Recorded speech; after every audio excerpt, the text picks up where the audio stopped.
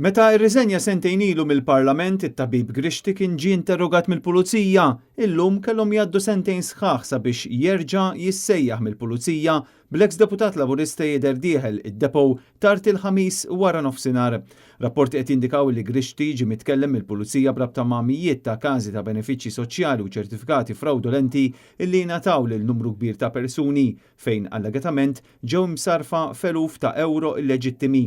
Ser illi fl-aħħar xhur kien anke kundannat mill-unions u l-imsieħba soċjali. Skema li bla dubju ta' xejn qiegħda ta' żvantaġġ kbir għal ħaddiema kollha li jaħdmu jagħtu l-ġurnata tax-xogħol u jħallsu t-taxxi kif suppost. Dejjem ikkundannajna bħala ġenerali okkażjoni jkun ikwa tip ta' frodi u assolutament ma naqblux. Assolutament. Kull min ħadd irid iġor ir-responsabilità tiegħu. Kulħadd iħallas it-taxxi tiegħu dak li huma dovuti minn kulħadd u dejjem għadnija fuq kollox, kemm fuq business, kemm fuq organizzazzjoni, kemm fuq persuni. Qatt mu tajjeb li jkunu frudaw kemm dawn l-affarijiet u kemm affarijiet oħra. Da serq xi ħadd ħa flus li mhumiex tiegħu. Jiġifieri s-serq dejjem ħażin. Hemm ħafna nies involvuti u kulħadd irid jirfa' ir-responsabilità tiegħu.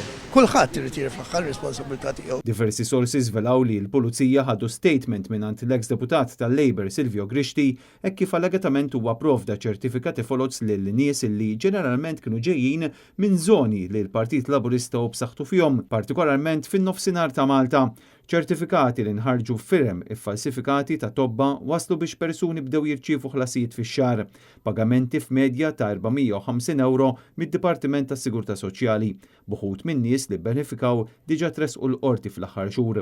Fost il-persuni implikati f'din l-iskema fraudolenti, apparti Grixti, hemm ukoll allegatament involuti numru ta' individwi fosthom Ministru Laburista, ex-deputat Laburista ieħor, diversi canvassers ta' Ministri Laburisti u uffiċjali tal-Customer Care mill-Uffiċċju tal-Prim Ministru.